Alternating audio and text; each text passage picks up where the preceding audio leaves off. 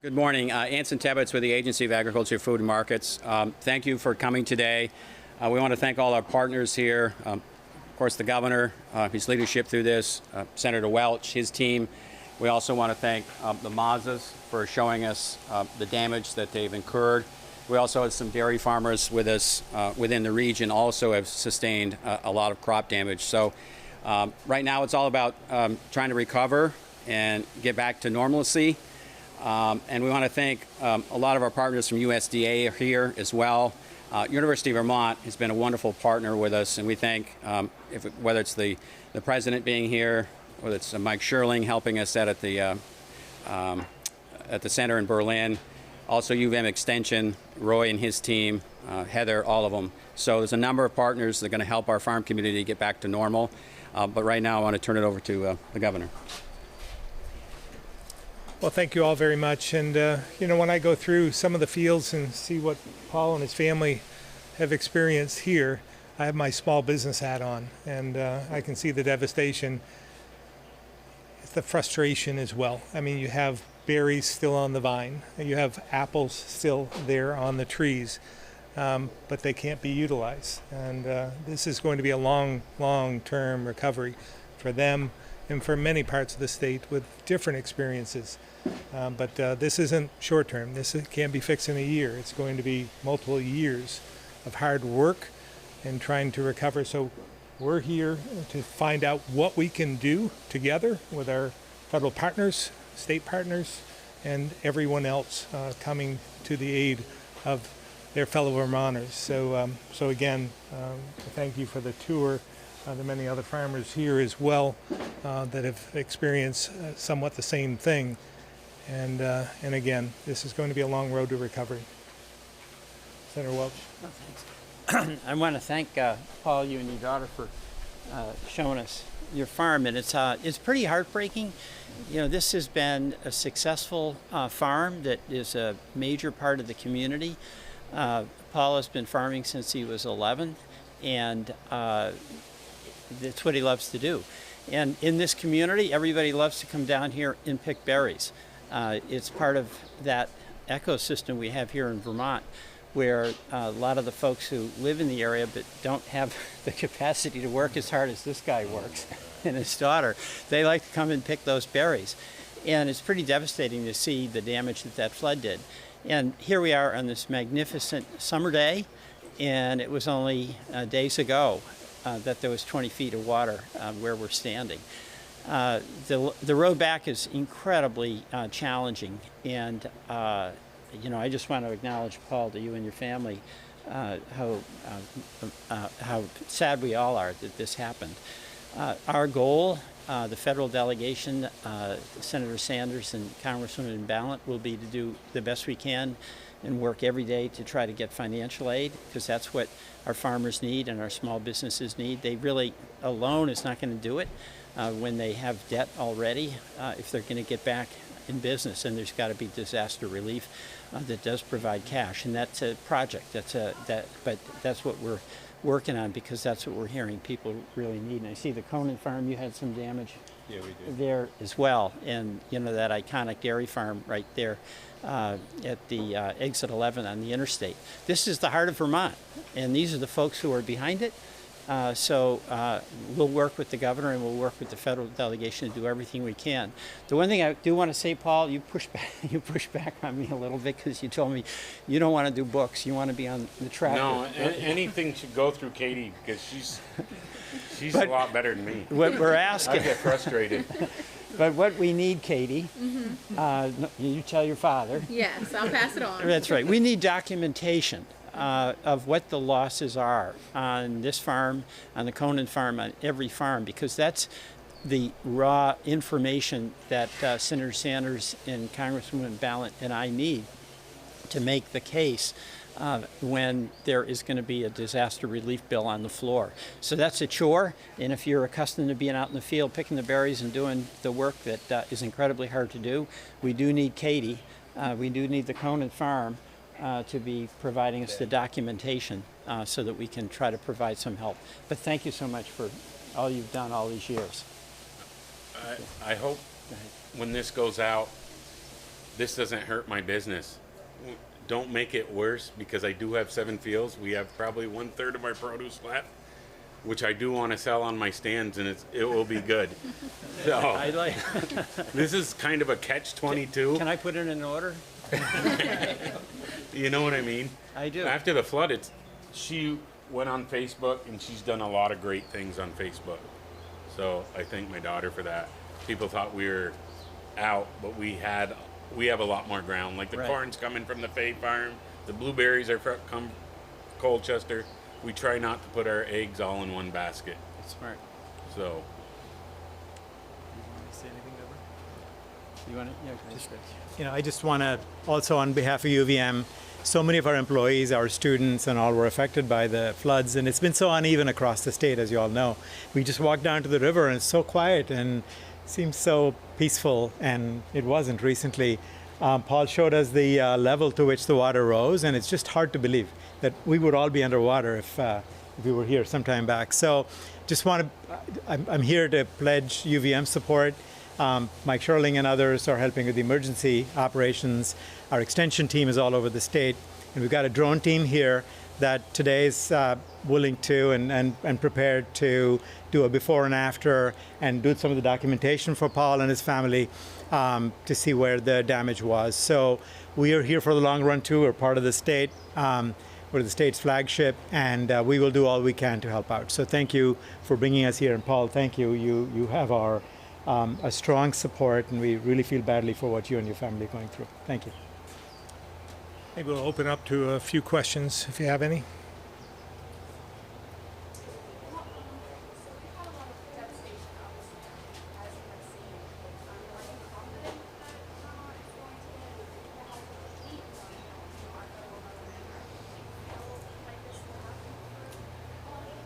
We're confident we will receive some help.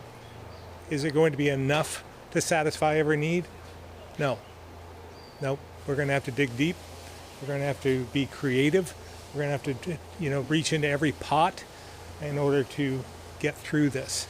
So the federal government has been extremely responsive and have been very, very helpful to us. And we expect they will do more. Our congressional delegation has done a lot already and will do more in the coming months. But again, I have to reiterate, this isn't going to be enough for everyone because when you think about the devastation I've seen over the last week, whether it's personal homes, whether it's other businesses, it's just not enough resources to do that, to accomplish that. So again, I think Paul made a good point as well. It is a catch-22 in some respects. We want people to know that we've been hurt, but we're not down. We still have produce to sell. They have produce to sell. 1/3 of their crop is still available. It's the same with tourism. We went through this with Irene. The message was we're impacted. Many of our roads were closed. Many of our villages and towns were devastated. But we want to also say we're open for business. Many of the parts of the state weren't affected. So we need people to continue to come Vermont. That will help us as much as anything. Buy our products, visit us, come tour here. So that's the message we need to continue to deliver, but as well, understanding the impact that Vermonters have faced and are facing. Senator Welch, you explained the importance of documenting Right. the damage. Could you explain more as to why that's so important? Well, we've got to get a number. How much damage was done right here on the Mazza farm? How much damage was done on the Conant farm? Our vegetable growers, how much revenue did they lose because they lost their crop? That makes it concrete, so we're talking specifically and not generally, and that's essential. So getting that information is important. And I heard you, Governor, talking about homeowners who think they can fix it themselves. It's still important for them to let us know because then the county designation can change. So it's a real chore on top of everything else you're doing to have to deal with this detail. But it's important, and I think you said it well. If it's not important to you, it helps others who need that support.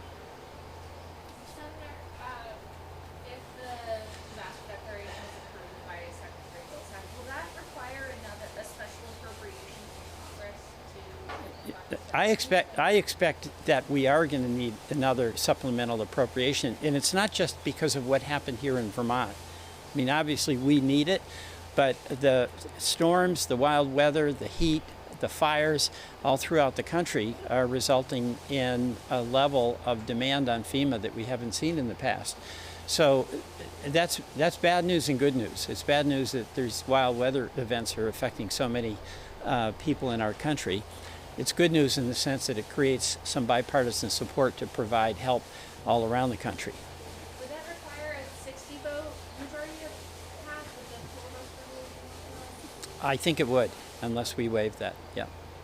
How do you feel about the viability of that? Well, I feel pretty good in the Senate because there have been so many Republican senators who've approached me and Senator Sanders offering help, whatever I can do. And it includes very conservative folks, Senator Grassley from Iowa, Senator Kennedy from Louisiana. So they get it because these weather events, you know, Louisiana, for instance, is no stranger to incredible weather events. So I have some confidence on the basis of my discussions with Republican colleagues that this is in a special category of a natural event. Governor, many farms across Vermont, like Welch Farm, do have access to that federal money, but that's not the case for Canada's farms. My question for you is, what action at the state level are you looking to take to make life easier for those Canada's farms and the industry as a whole? Well, as you know, we're still trying to develop a plan for the 20 million that we're able to scrape together as bridge funding, so to speak, to give some businesses throughout the state some cash. Now, I'm not saying they're going to be included, but obviously we're going to look at every business in Vermont and try to give them whatever help we can to keep them going. So stay tuned. I mean, this isn't over.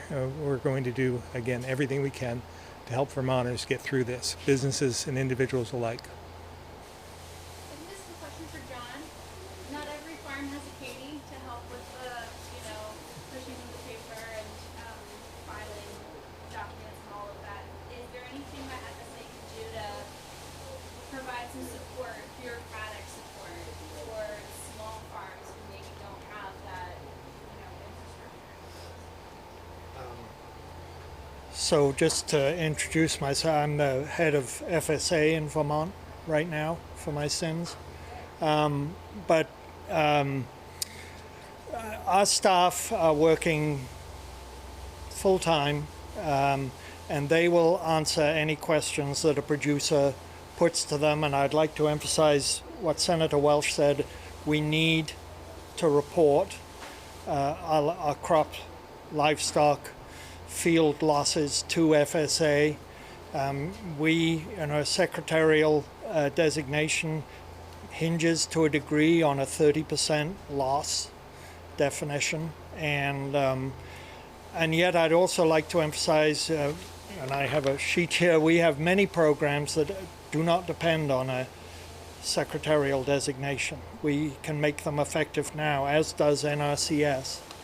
But anybody who calls our staff, they are absolutely dedicated to walking them through the process and helping them get whatever information is required to make sure that they are fully, the programs are fully available to them to the extent that they are. And it kind of sounds like UVM Extension might be trying to fill in some of those gaps. Yeah, the extension folks, and Roy Beckford's here, I think, his team's all over the state, helping both with trying to assess the damage, to provide support for where to go from here, and with the reporting and with education after. So there's a lot, as Governor Scott and Peter Welch have, Senator Welch have said, there's a long recovery ahead of us. There's many, many aspects to it, and the extension team and all of the university will be at the table to help for as long as it takes. I believe that Mazza owns over 250 acres across Vermont. Obviously, you guys are speaking about trying to count inventory that you guys think are facing your federal government. I guess my question would be, Paul mentioned throughout the tour how difficult it can be to count every single crop. Is there anything that can be done at the state or federal level to make it easier for those like Paul to count those crops? That young woman over there said they're trying to do something now. Going in. You were trying to do something now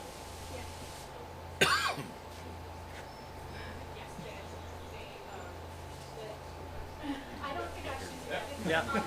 Well, this is Michelle from my office. We're hearing that, and there's practical challenges. So the three federal offices are going to work together to do anything we can to facilitate getting that information that we need in Washington. This is one of the hassles that is in a way overwhelming. I mean, you see Paul and all of us who walked around, it's astonishing the amount of work and effort that goes into making this place Mazza's farm. It takes constant attention, incredible willingness to work, and hard work. And then this catastrophe happens, and the amount of work that faces Paul and Katie and the family to get this back operational and just to keep those 1/3 of crops that are still good is enormous. But on top of that, we really do need the information. So we'll do all we can to make it easy, and then hope that Katie will persuade her father to sign off when she does the work, okay? Top of the list. All right, thanks. Take one more question. Paul needs to get back to work. Anson? Final question. Final question.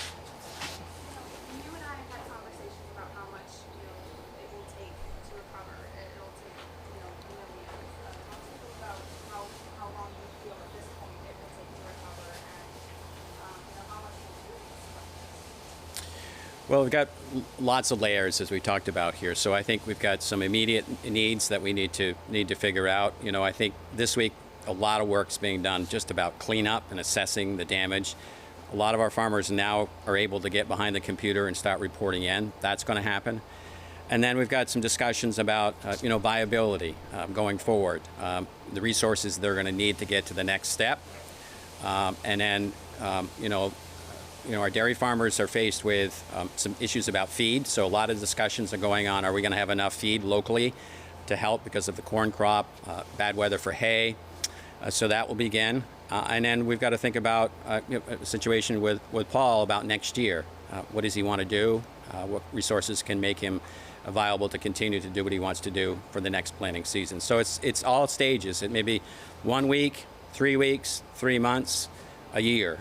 And it's going to take all the resources from Congress, the state, our partners at the University of Vermont and the Extension Service, and then private donations. That's another aspect that's really helping now. Vermonters are stepping up. People around the country are contributing, and those funds are reaching farmers now, which is really important. Some bridge loans, some bridge cash, which is really important. So lots of stages, but as the governor has mentioned, it's going to be a long haul, but we're all in it to get to a better place. Katie's graduating next year from UVM with a food science degree, so she'll be back full time here. Thank you all very much. Thank you.